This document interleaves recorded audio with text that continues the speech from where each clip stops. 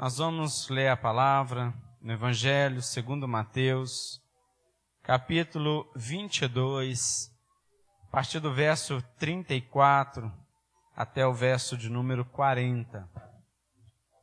Amém, igreja? Diz assim o texto. Fala a respeito do grande mandamento.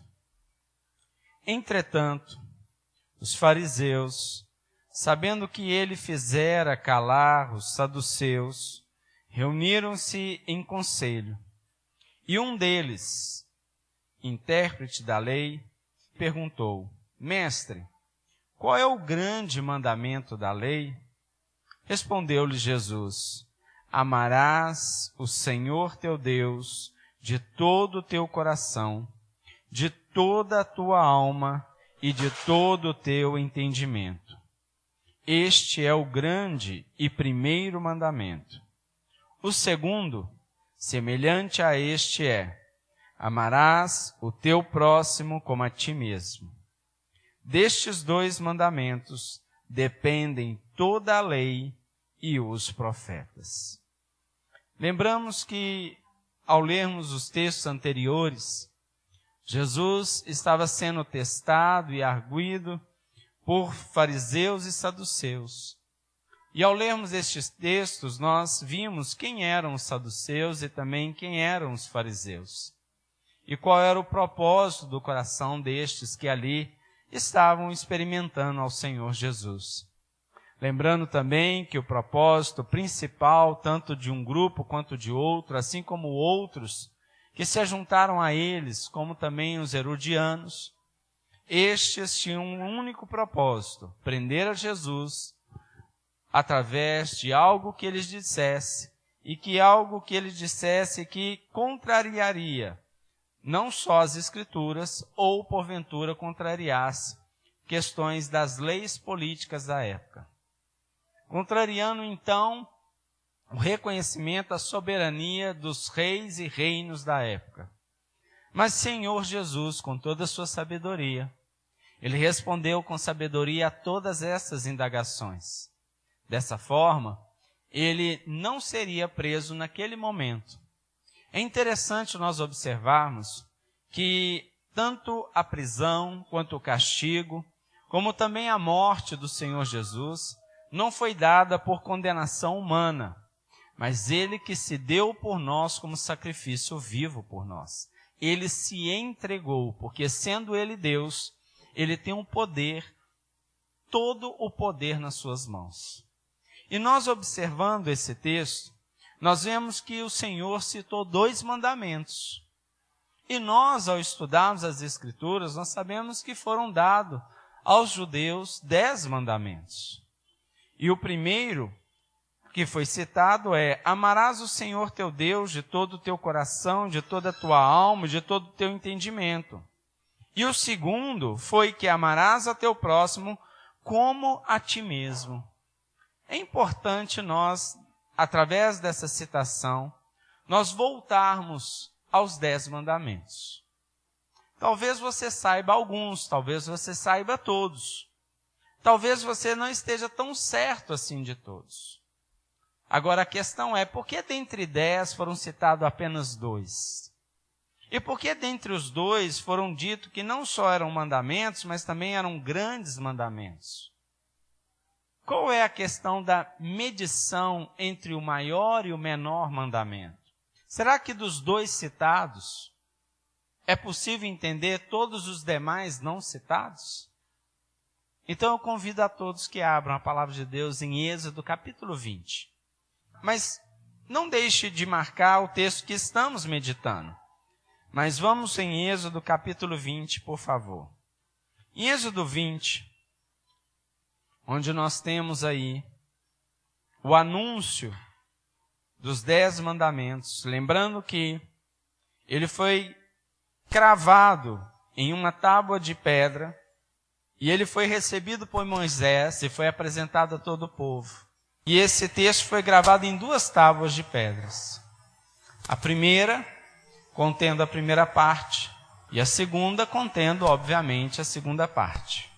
Então, a partir do verso 1 até o verso de número 17, temos a descrição completa.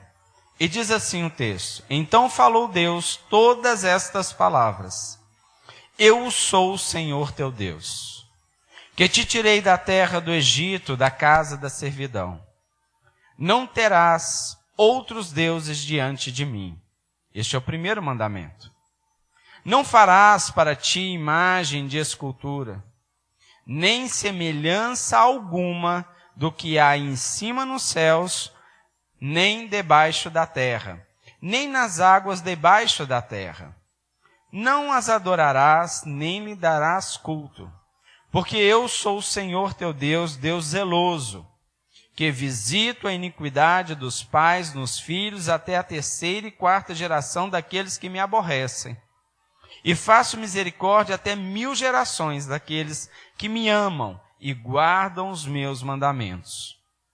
Não tomarás o nome do Senhor teu Deus em vão, porque o Senhor não terá por inocente o que tomar o seu nome em vão.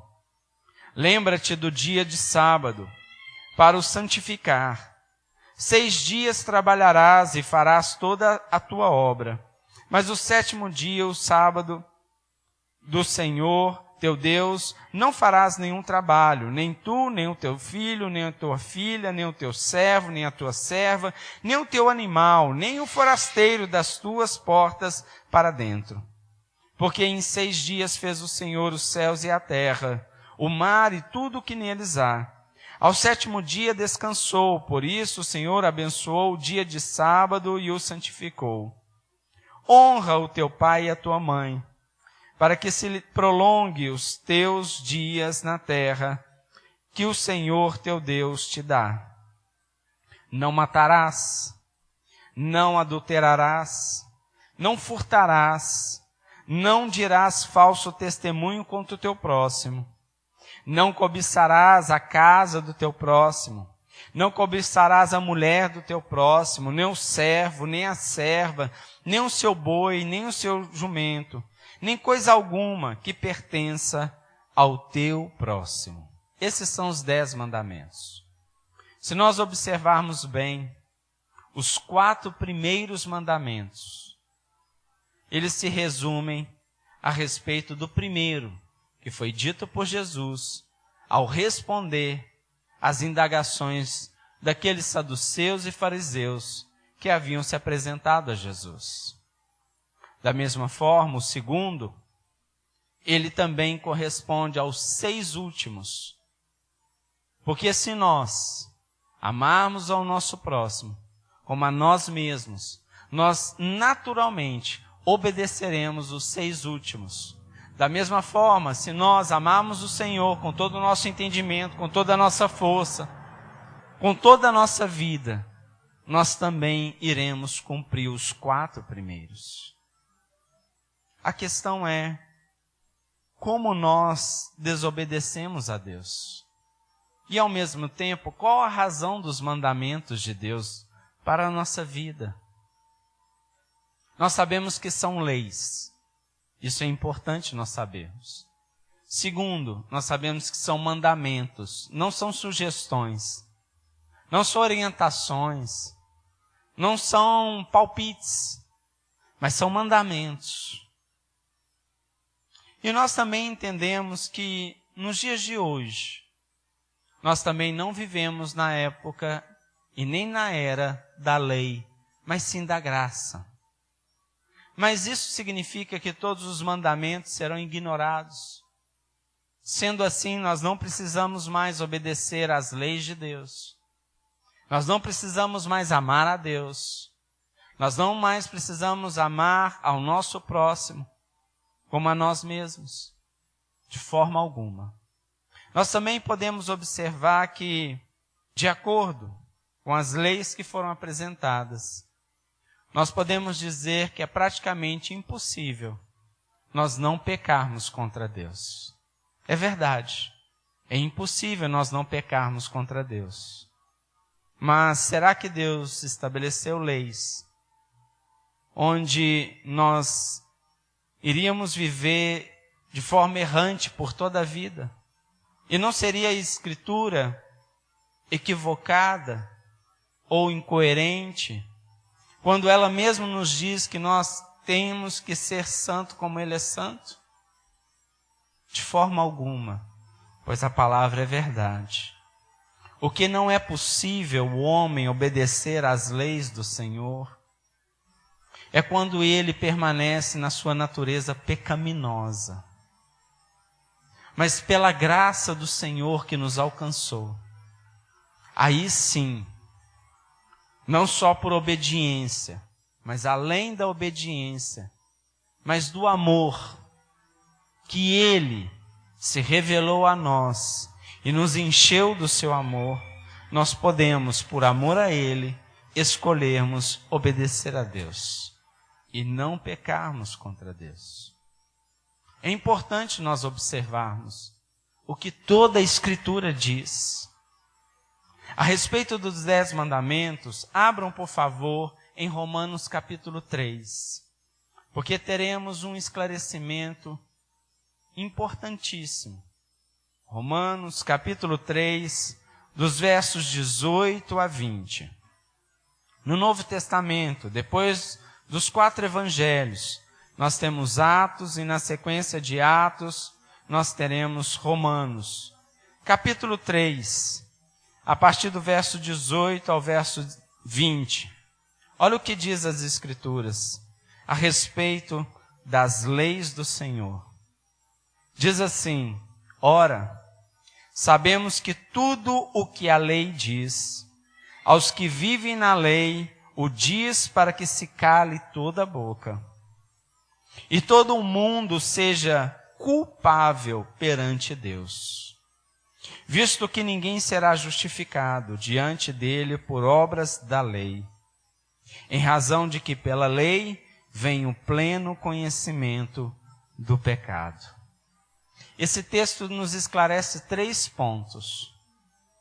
Nós temos que saber, como servos de Deus, como crentes em Cristo e no Senhor, de que há 3 verdades reveladas nesses trechos, ou melhor, nesses 2 versículos, que é o seguinte. Primeiro, a lei serve para calar a boca do homem. Literalmente calar. Eu me lembro de um testemunho de um evangelista que foi a uma cidade remota implantar igrejas e evangelizar todo o povo que ali habitava. E como era um lugar pequeno, foi possível ir de casa em casa falar do evangelho. E esse evangelista observou que ao entrar de casa em casa e compartilhar do evangelho e falar da santidade do Senhor, do plano redentor, e que nós somos pecadores, as pessoas até se admitiam serem pecadoras, admitiam suas limitações e as suas falhas. Mas quando o evangelista dizia a todos eles de que, por causa dos nossos pecados, nós estávamos condenados ao julgamento e ao castigo eterno, as pessoas, veja bem, escuta, pregador, aí também não, né? Aí também não, eu tenho falhas, eu sou pecador, mas eu conheço pessoas que são muito mais pecadoras do que eu. Mas merecer o castigo eterno, aí é pesado demais para mim. É injusto demais para a minha pessoa. Então, o evangelista fez a seguinte proposta: façamos então a leitura dos 10 mandamentos. E vamos ver se dentre os 10 mandamentos tem algum ponto que haja alguma falha na sua vida. E começou a ponto por ponto, lei por lei. E você ama a Deus com toda a sua força, com todo o seu entendimento? Ou você usa parte do seu entendimento, da sua força, com outras coisas? Você prioriza outras coisas que deveriam estar sendo ocupadas com a presença, com a vontade e com o propósito de Deus. E depois foi seguindo. Você, porventura, produz ou compra ou se prostra diante de alguma imagem? E ali foi seguindo ponto a ponto. Você, porventura, você obedece os seus pais a respeito de todas as coisas? Porventura você já matou alguém? Não, isso não, nem tenho armas. Mas a palavra de Deus também diz que aquele que matar no pensamento ou desejar o mal a ponto de querer a sua morte, já o matou. Isso significa que se você odiar alguém, você já matou. E depois dizendo, você porventura já adulterou? Não, eu tenho apenas uma mulher. Mas a palavra de Deus também nos diz que aquele que olhar para uma mulher com um olhar impuro e desejá-la no seu coração, já adulterou com ela. Bom, evangelista, sendo assim, então... Não, mas eu não terminei. E a respeito do furtar? Ou ajudar alguém a furtar, omitindo a informação de um furto conhecido? E a respeito de dizer um testemunho falso a respeito de alguém, ou corroborar com isso? E por último, você nunca desejou nada de ninguém? Nunca? Nada? Não, evangelista, eu reconheço que sou pecador, mas também para o inferno não, né, evangelista? A palavra de Deus diz que se nós tropeçarmos em uma dessas leis, nós estaríamos condenados ao inferno. Então, é importante nós entendermos que a lei foi feita para calar a boca do homem. Segundo, a lei serve também para formalizar a sua culpa. Porque haverá um tribunal. E nesse tribunal haverá um juízo. Nesse juízo terá um juiz, que é reto juiz. E ele há de formalizar, ele há de nos dizer por que receberemos tal sentença, seja ela de culpabilidade, seja ela por absorção. E quem de nós seríamos absolvido diante desse juízo, diante desse juiz, com toda a formalidade que pesa contra nós? E por último, pela lei vem o pleno conhecimento do pecado. O pleno conhecimento.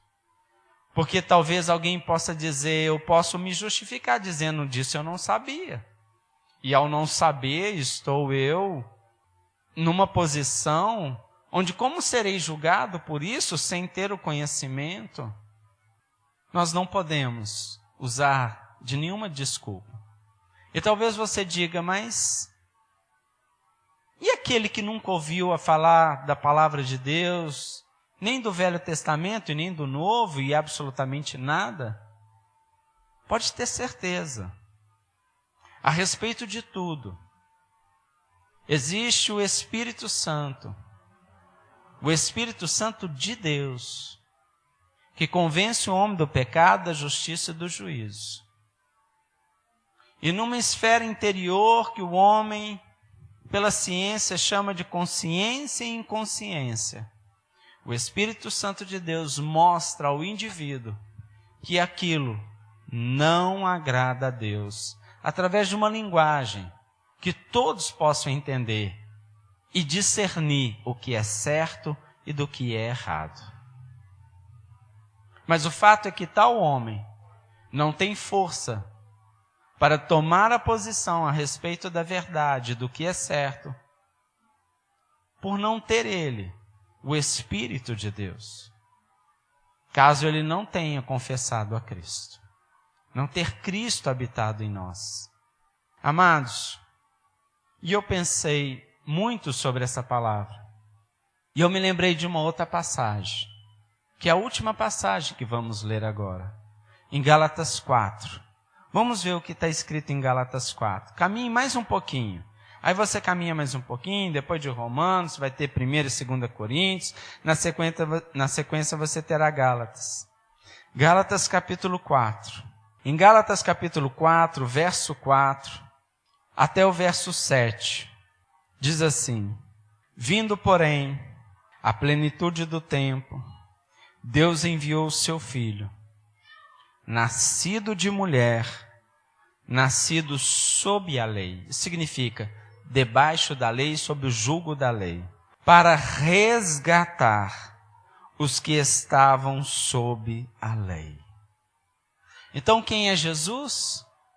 Jesus é Deus, que se fez carne, que nasceu debaixo da lei, para resgatar aqueles que estavam debaixo da lei, a fim de que recebêssemos a adoção de filhos. E porque vós sois filhos, enviou Deus ao nosso coração o Espírito de seu Filho. Isso quer dizer o Espírito Santo de Deus, que clama, Abba, Pai. De sorte que já não és escravo, porém filho, e sendo filho, também herdeiro por Deus. Como entender esse texto? Quando o Senhor Jesus foi circuncidado, ele aceitou as leis. E ele é o único, assim como era o único, que poderia cumprir com a lei com perfeição. Pois ele não era nascido de homem, ele era enviado de Deus, o Deus encarnado. Talvez você pense, então, antes de Cristo houve uma injustiça da parte de Deus irreparável. Não. Não se esqueçam da natureza de Deus, pois Deus é amor. E ainda que as leis são difíceis ou impossíveis, aquele que pecasse contra Deus, Deus havia providenciado a remissão por meio do sacrifício. Através do arrependimento haveria a confissão, através da confissão o homem poderia providenciar, conforme a providência divina, as instruções de Deus, um animal sem culpa, imaculado. E esse seria o preço pago. E esse seria imolado, seria o sacrifício. E Deus aceitaria, e este estaria redimido. Mas veio Jesus, o sacrifício único e suficiente e definitivo. E assim o Senhor foi o sacrifício. Foi suspenso em um madeiro. Suspenso de tal forma que estava ele entre a terra e o céu, se fazendo pecado por todos nós.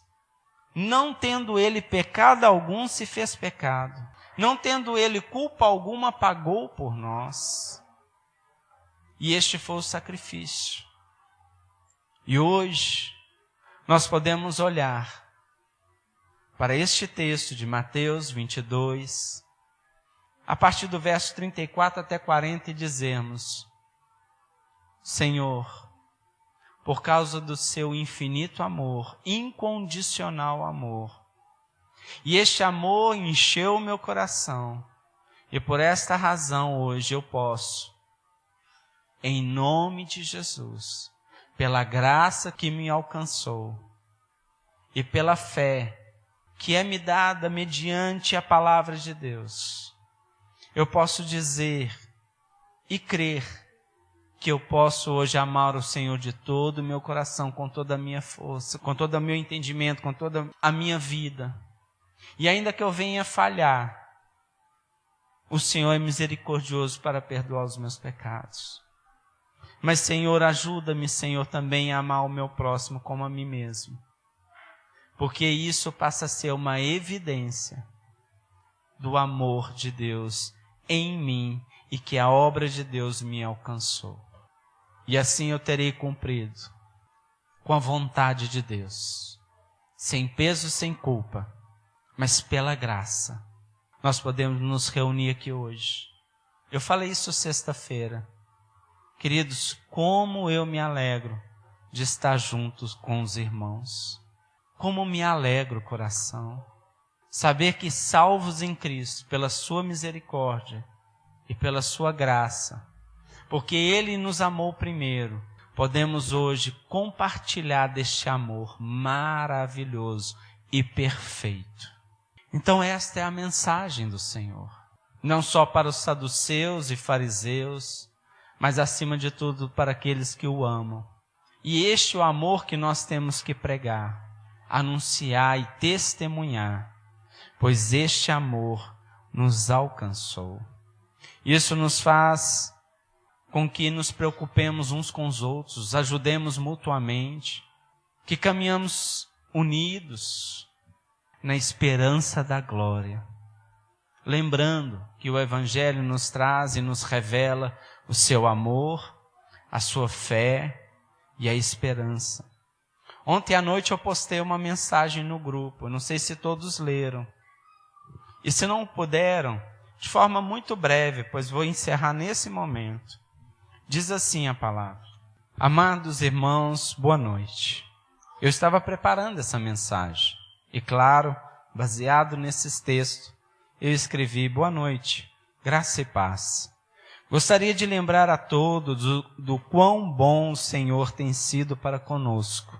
Ele tem suprido as nossas necessidades e tem nos unido através do amor, da fé e da esperança que temos, do cumprimento de todas as suas promessas. Por isso podemos dizer: Maranata, vem, Senhor Jesus. Mas até que o Senhor venha, temos visto a muitos irmãos passarem por dificuldades e por provações. Deste modo, devemos demonstrar nossa fé ativa no amor.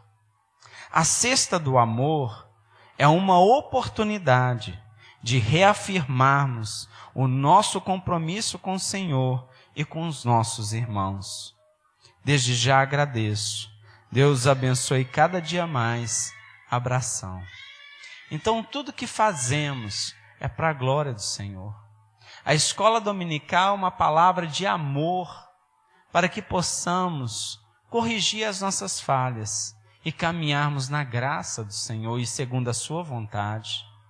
Assim como o louvor é uma expressão do nosso amor para com o Senhor, é cantarmos a tua palavra, é proclamarmos a verdade do Senhor com alegria. E a pregação da palavra, ela traz a edificação da igreja, a exortação com amor, o crescimento, o fortalecimento da fé e a unidade, para que o corpo de Cristo viva segundo o cabeça, que é Cristo. E para conhecermos a vontade do cabeça, é necessário que nós leiamos, meditamos e também vivamos a palavra do Senhor. Amém? Esta é a palavra do Senhor para o dia de hoje. Que essa palavra cresça, que ela dê bons frutos, em nome de Jesus. Amém? Amém. Senhor, graças te damos pela tua palavra. Guarda, Senhor, a tua palavra no nosso coração. Senhor, nós podemos, neste momento, dizer que nosso coração é a boa terra, que recebe a perfeita semente que é a tua palavra. Senhor, não permita que nada venha roubar essa palavra. Também não permita, Senhor, que essa palavra não frutifique. Senhor, em nome de Jesus, que ela frutifique, que ela cresça e que ela dê bons frutos. E que esses bons frutos produzam boas sementes. E que essas boas sementes também venham, ó Deus, frutificar outros corações que não conheçam a tua palavra.